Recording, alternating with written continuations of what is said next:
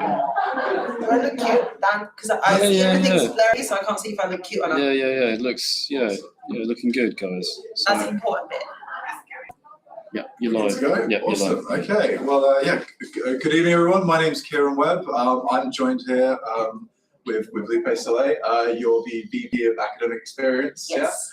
Yeah. I suppose to start things off, what would you say is the kind of like the achievement you're most proud of this term? So far, I think getting the funding together for Black Student Voices is a huge win. Working directly with the student success team and kind of creating that bid and getting the project started has been really exciting. Recruiting our student researchers and kind of getting them started and working with societies. And I think like the peak of it was definitely getting to go to the POCUS showcase that they did a few weeks ago. It was such a lovely environment to be in, and to know that it's something that we supported with and empowered students to kind of get on that platform and put that all together has been really satisfactory. How are you looking to continue that in the new year? With Black Student Voices. So we're going to continue working with different societies to create events and spaces for students to explore the community, explore the creativeness, explore what areas they need to develop themselves in. And also we're going to be carrying out more interviews and focus groups. And hopefully by the end of the spring term, we'll have all the data collected and we'll be able to write a full-length report during the summer term. And then we're going to put together a conference for Black History Month next year, where we're going to present all the findings. We're going to be working with the GRC, the Graduate Research College, to kind of get their expertise into how do we present our findings and our research in a really compelling way, and how do we get buy-in. We're going to be creating recommendations for the university and for the Students' Union. So how can we present these recommendations in the best, most effective and most impactful way? So hopefully we'll get a lot of expertise from the researchers in the Graduate Research College and put that all together. And we hopefully will be bringing people from the university to the conference, obviously students, staff from the Students' Union, but also from the local council as well, to see what we can do here in Canterbury and more widely around Kent for our Black students that are coming to study here. And it's such an important project. And you mentioned about how it's important to do some Canterbury, but I know one kind of big thing in your report was stuff you were doing on the Medway campus. Yes. So would you like to tell me just a little bit about what you've been working on the Medway campus? Yeah, absolutely. So this year is really exciting for Medway because the business school moved from the dockyards, which was a bit more secluded kind of study spaces, into the main campus. So we're getting a bit more traction on the Medway campus, which is lovely to see it a bit more lively than it was last year. Last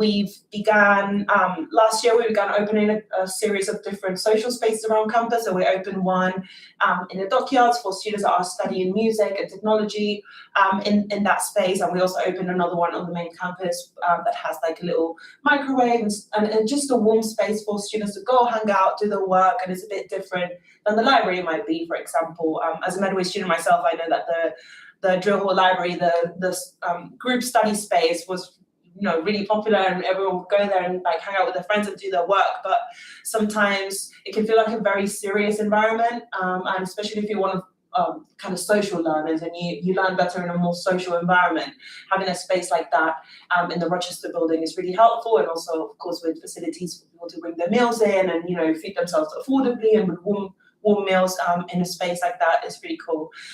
We're also working on launching a survey for commuter students. So our demographic of students in Medway is very different to the one in Canterbury.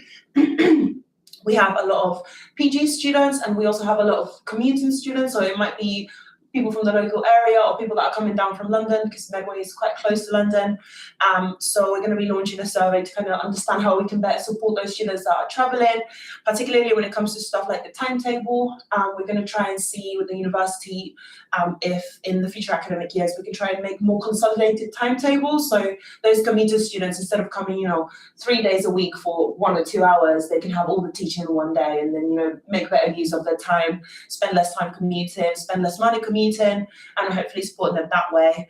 And then another thing that we have been doing in Medway is the Medway Roaming Forums, which have been really useful. Medway is a bit of a weird campus because a lot of people don't really, it's not it's not what you call a stick campus. People go, they do the lectures, they do the work in the library, and then they go home. No one really hangs about campus that much because we don't have Kent accommodation on campus. So people tend to go do the thing and then go home. So it's kind of hard to engage students when they're only there for like a very specific purpose. So we started to try out this new thing where we just walk around campus with clipboards and we just stop random students and are like, hey, can I ask you a few questions? The first time that we did it with a series of topics. So we had like cost of living, sports, transport, and like a variety of different themes, and we just went up to people and said like, hey, what of these themes do you think is like the most important to you? What concerns or feedback do you have about it? And that was like the first one that we did, and then the second that we did so far is around faith and how can we support students of faith.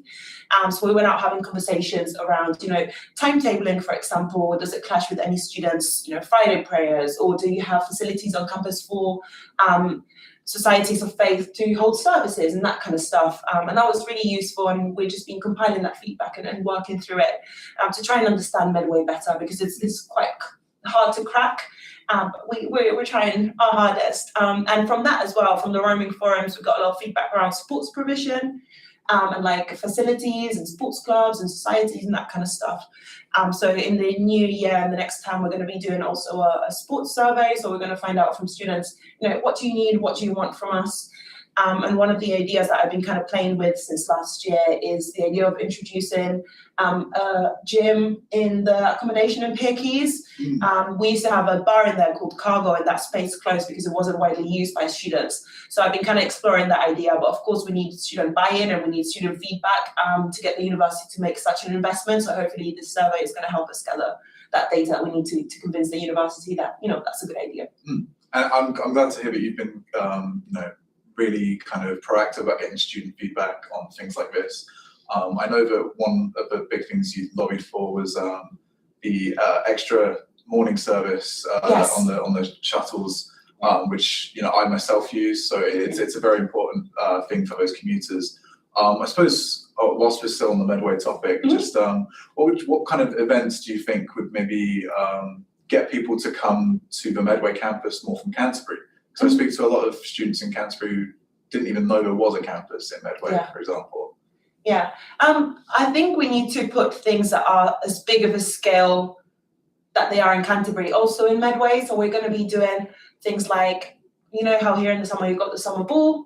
We want to do something like that we call the MedFest in Medway that we were doing before COVID, but we want to bring that back and kind of get that engagement there and hopefully get people from Canterbury to come down. But I think it's also really essential that, student societies and sports clubs realize that we have so many students over there that are also just as interested in, taking part in these activities. And I think we need to have some conversations and help student groups that are originally from Canterbury to kind of make more connections and interconnect the two campuses.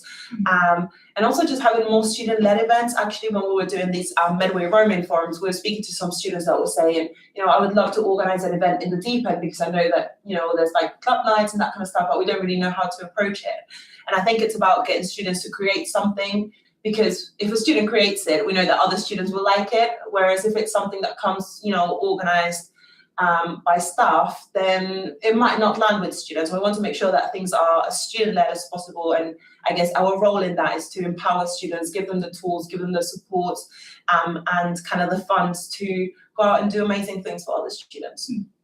And I know something you've been working on a lot is the teaching excellence framework stuff. So I suppose it's really important to get kind of student feedback on that. What kind of incentives do you think you could maybe kind of come up with that might get more students to kind of feedback on that? So initially we are trying to engage student reps first, because student reps are kind of a funnel that collect a lot of feedback, and we already know they're really engaged. So they're a lot more likely to kind of help gather feedback and give us that feedback, as well as proofreading whatever we write in our submission. So we're going to be sharing that with student reps very soon to kind of get their input into that. And then we also hired some students to be our researchers, and you might see them going about campus asking people some questions for TEF. And in terms of incentives, I think the biggest incentive is being able to say, I was able to verify that the university is good, or the university is not very good. It really depends on the university submission and the student submission. The student submission is so important because we can either confirm or, debunk what the university is saying in their submission. That's why it's so important for students to kind of get involved, because, any institution, basically, for the people that don't know, TEF is an exercise that all universities do in the UK, and it's done every 4 to 5 years. And it's a report basically that has a lot of evidence in terms of the teaching quality of the university, the student experience, students' outcomes. And then that report is compiled along with the National Student Survey responses, as well as student submission. And then all those 3 things go to a panel, and then the panel decides whether the university should be awarded gold standard, silver standard, bronze, or now they've introduced a new category that's called needs improvement. They used to be just the gold, silver, and bronze, and now they've added that extra one for those institutions that don't really reach. So obviously the university has a submission where they're going to explain everything that they do for students and why they believe that they provide a good student experience. And in that, they could say a lot of things that might or might not be true. And it's a role of students to kind of take responsibility and corroborate whether that's right or not. And that's why it's so important for people to participate. And I think that itself is a great incentive. But also we will be giving out some vouchers for people that participate, because we really want students to understand that we don't only value their feedback and what they tell us, but we also value their time and their effort to kind of help us get this exercise done. So hopefully that's going to get people to participate and take part. And I know you mentioned the importance of student reps just now. And is it right that your target was 400? Yes. Yeah. How do you why do you think it's so important that we reach such a number? And 2, how do you think you can kind of improve from the current numbers?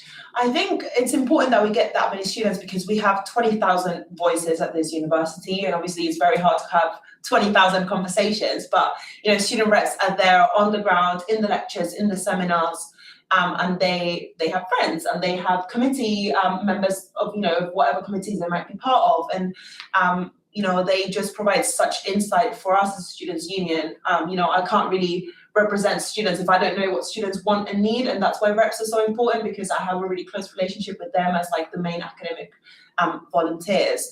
But also reps themselves have the power and the opportunity to represent their peers and to change things within their own divisions. So student reps attend a thing called student voice forums every term, where they get to have 2 hours with their staff within their division to kind of give them all the feedback and all the information around how their experience is going, how the courses are going, and that's a great opportunity. And reps have been able to create lots of incredible change, for themselves and for the peers and for people that will be coming for the next 5 or 6 years. So I think they're incredibly valuable, and we're trying our best to show the reps that we already have how much we appreciate them. We've been introducing special training opportunities called masterclasses, just to provide them with some extra skills and extra development opportunities.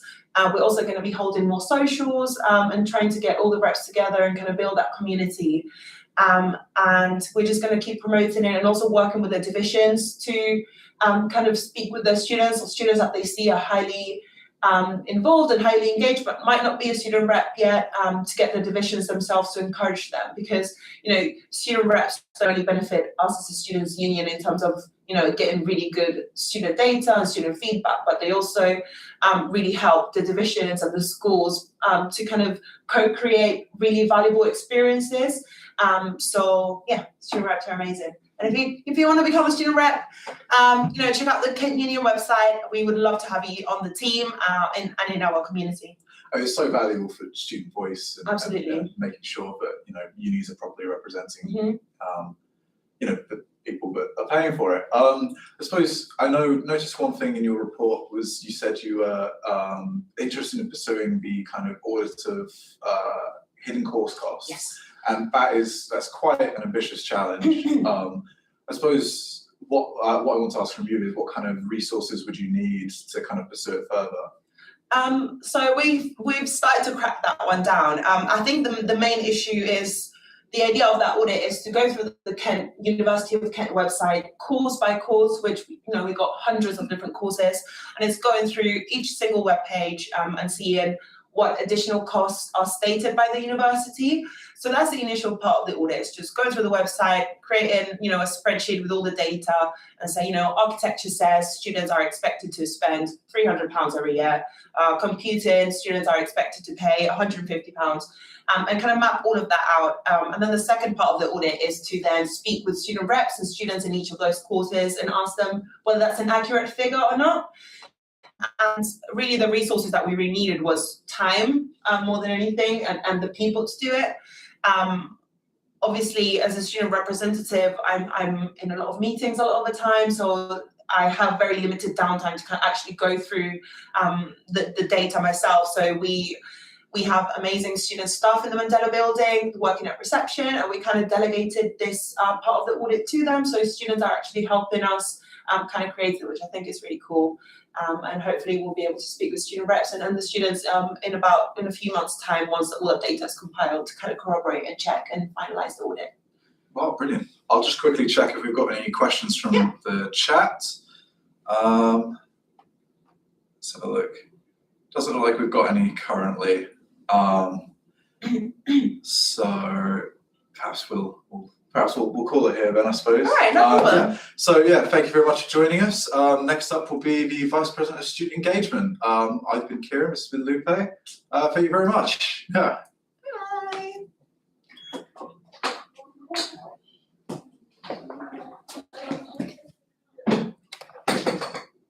I was standing there like a puppet. Thank you, guys.